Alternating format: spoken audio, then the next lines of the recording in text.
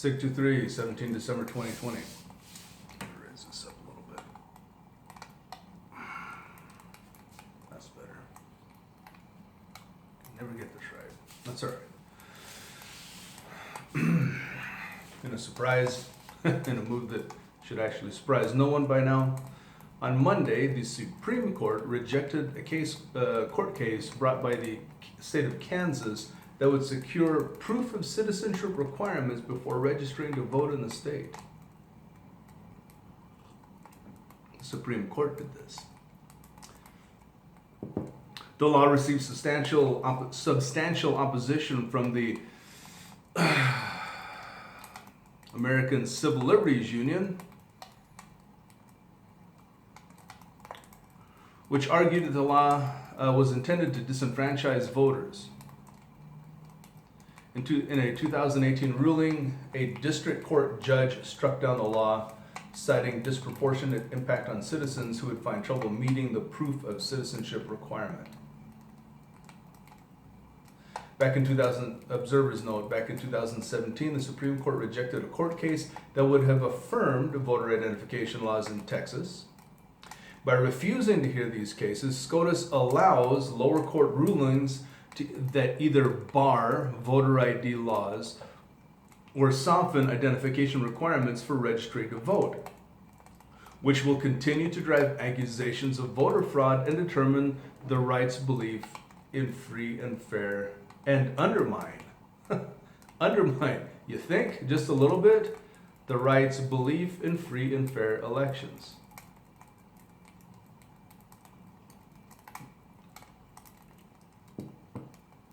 And the Democrats are worried about Trump packing the court with, his people. I don't really think they have to worry a whole lot. No, they don't have to worry about that at all. Paul, 2020 election in many ways was stolen. You know what? I'm not even going to read that. DOJ and ATF publish letter of intent to bring pistol braces under the NFA. The Department of Justice, I'm telling you, every time I hear Department of Justice, I think Orwell. I don't know why. Maybe you could tell me. The Bureau of Alcohol, Tobacco, and Firearms and Explosives, or simply ATF, will soon publish a letter to the Federal Register that details their intent to bring all AR-15 pistol stabilizing arm braces under the National Firearms Act. The ATF and DOJ claim that previous classifications of AR-15 pistols, AK pistols, and other similar firearms that are affixed with braces are to be considered short-barreled rifles under the NFA and would require registration. According to reports, the letter states the legal status of these firearms will be based on undefined parameters such as certain measurements, weight, ability to be shot with one hand, and the level of magnification of optics. Observers note, at this time, the letter will be posted for public comments and is not an official determination made by the ATF or DOJ. The letter is not enforceable, but does further indicate their intent to tighten up our firearms regulations as opposed to the previous action against bump stock and 80% firearms. Pistol braces are by far one of the most commonly owned and utilized firearm components with millions in circulation. Further pushes for gun control will drive political and social resistance. They should drive more than that.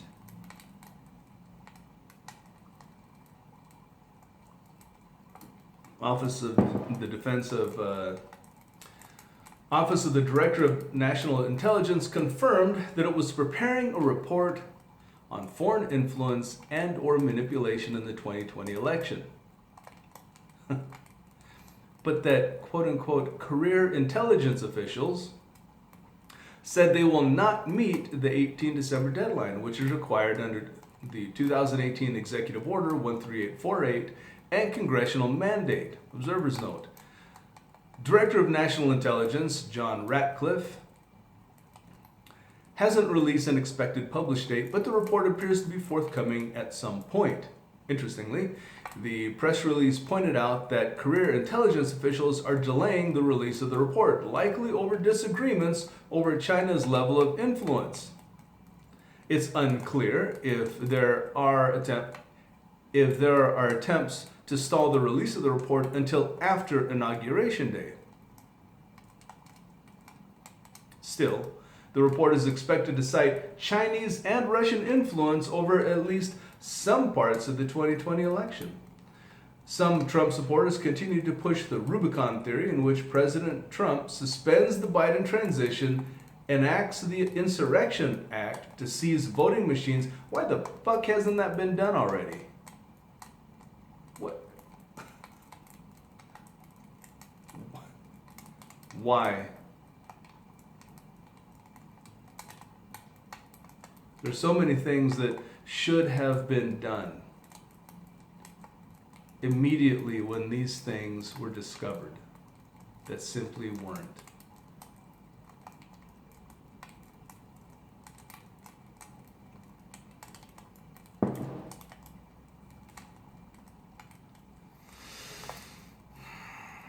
Some Trump supporters continue to push the Rubicon theory, in which President Trump suspends the Biden transition, enacts the Insurrection Act to seize voting machines and other equipment, and then justify staying in power. News confirming the DNI report is building support for the Rubicon theory. You know what? At this point, with everything that could have been done, that everybody's looking around going, why in the hell aren't these things being done? I don't think it's going to happen. I think it's just going to let it slide, and we're going to have Biden, because no one has either A, no one has balls, or B, they're bought. Trump attorney Lin Wood provided an ominous warning on Monday, adding a suspicion that President Trump will cross the Rubicon when I see it. Better to be safe than sorry. Make sure you have plenty of water, food, flashlights and batteries, candles, radios, Second Amendment supplies. Please quit mentally jerking me off. A plan to meet with leaders of your communities. Remember, we only have one president at a time. Oh, Jesus, stop it. I'm still sick of these people. Wood wrote, I previously said that this course of action for President Trump is unlikely. No kidding. Overwhelming evidence that China tilted election results would bolster the likelihood that President Trump attempts to stay in power. I think what's more likely is that the DNI report will document foreign influence, but nothing rising to the level of changing the outcome.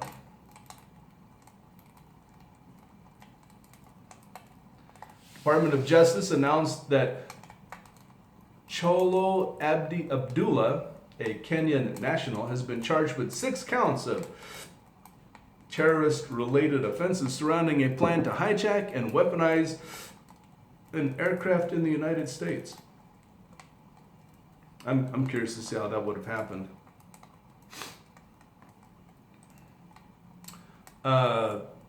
Abdullah has been identified as a member of the Somali-based Al-Shabaab terrorist organization, that we can thank the previous administration for making sure they all fly into this country.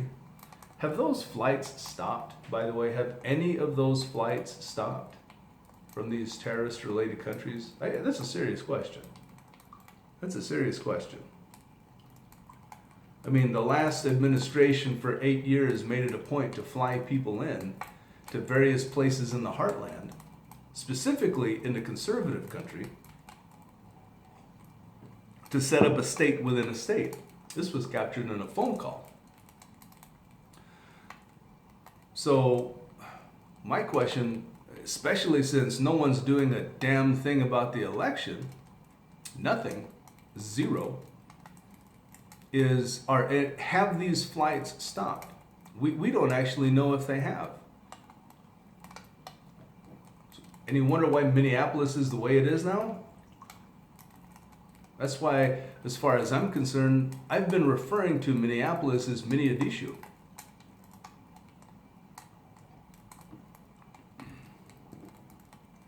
He reportedly received training in the Philippines. Abu Sayyaf. Studied methods of breaching cockpit doors. How? And probe security at airports in preparation. All right, well, you're probably not going to get that. Let's see. Probing airport security. Yeah, I don't know about that. Breaching cockpit doors the way that they're fortified today. Once they close those doors, they're virtually sealed. I think they are sealed. To prevent this exact thing from happening. I mean, the airlines have their backups to their backups now, which is smart. Economic warning. Lower income households depleting previous stimulus. What, $1,200? Fucking kidding me? According to a JP Morgan Chase Institute, which analyzed 1.8 million Chase personal checking accounts, Americans have withdrawn 50% of initial balance gains in April when stimulus checks were distributed.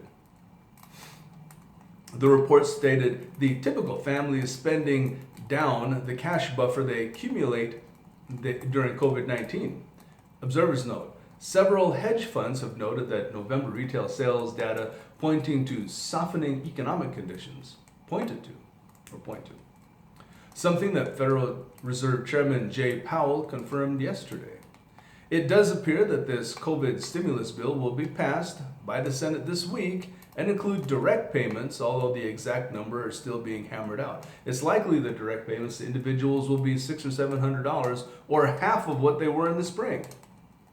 That's expected to immediately... Please, stop it. Stop it. It says that's expected to immediately boost spending as those deposits start to hit bank accounts. Really? $600 or $700? That's going to do something right now? People are out of your damn minds. Yesterday, the Fed raised its inflation expectations due to a rush of consumer spending anticipated early next year. Only if they keep that money coming every week. Every week. What about all the people that are losing their homes? They have no jobs. What? I can't remember what percentage, like most, the small businesses or restaurants in New York City just simply won't be able to open again. They're not concerned about us. They're getting theirs. They're not concerned about us at all. Low intensity conflict ends up. Leftists call for violence against journalists. Leftists have repeatedly, just call them liberals, that's what they are. Just call them liberals. I mean, you know what? Every time it says leftist, I'm just gonna keep inserting liberals because that's all they are. Have repeatedly called for violence against Trump supporters and conservative journalists for the last 5 years. 4, whatever. Several calls for violence have recently been directed at Katie Davenport, an independent journalist and Turning Point USA representative in Seattle, Washington. One liberal threatened to behead white supremacists, including Davenport. Another post included a picture of Davenport and encouraged her detainment in a concentration camp to be euthanized, of course. Well, they are following after their ideological heads, aren't they? Observers note, we continue to see sentiment and expressed desire to bring violence against Trump supporters. It's not going to end. And at some point, the Trump supporters are going to have to fight the hell back, as in fight back. My concern is that these expressions have become normalized and widely accepted by the liberals from day one. Let's see, right now, most of the actual violence occurs at Trump rallies or at other political events. The risk is that this type of activity rises along with mainstream support on the left by liberals in Congress, in Hollywood, in music, and becomes normalized outside fringe groups. They're not fringe groups. This is mainstream liberalism. This is the core of the Democrat Party. Stop it. At rallies and protests. Expect these types of attacks to increase as we near Inauguration Day. It's going to continue afterwards. Boogaloo Boys, this is good. Arrested over gun sales to Hamas. Okay. Yesterday in the U.S. District Court of Minneapolis, I'm sorry, I misspoke. In Mogadishu, self-proclaimed Boogaloo boy Benjamin Ryan Teeter admitted to conspiring to provide material support to Hamas, including property, services, and weapons. Teeter told a federal judge that he wanted to sell firearms and other equipment to the terrorist group Hamas. Why? Why? Teeter met with an undercover FBI agent and a confidential informant to conduct the transaction and was subsequently arrested. Oh, good. Teeter said he agreed to sell firearms to Hamas in return for them setting up a training camp for Boogaloo. Really? Really?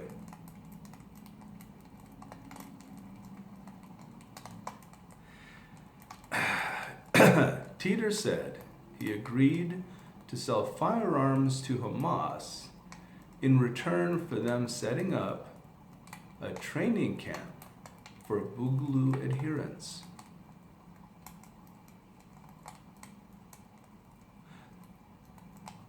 I can think of several things that I would like to see occur with this individual that I won't mention, much less detail in this forum. Observers note, the Boogaloo movement is not a monolith. There are anarchist, conservative, and fascist strains in the movement. But most or all believe that the United States government should be toppled and or replaced. That the country is headed for civil war. We are. And that they should be preparing for violent escalation. We should be.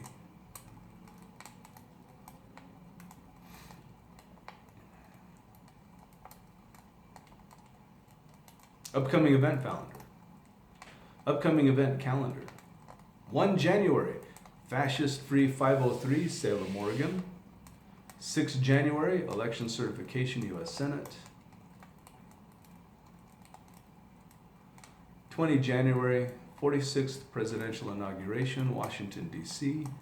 20 January, Shield Wall, D.C., Washington, D.C. What in the hell is that? What in the hell is that? They need to stop.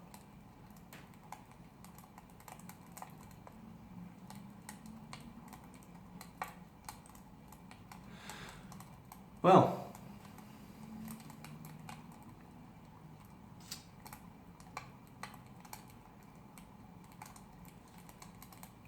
there's so many things I want to say right now.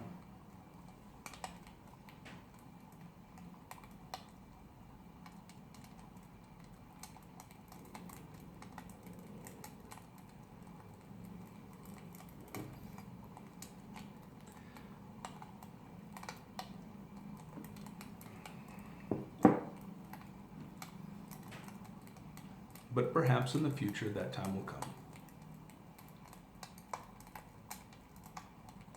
Until then, know who your people are. Back each other the hell up against all enemies. Against all enemies of the people, the Americans. Foreign and domestic, no matter what they're wearing.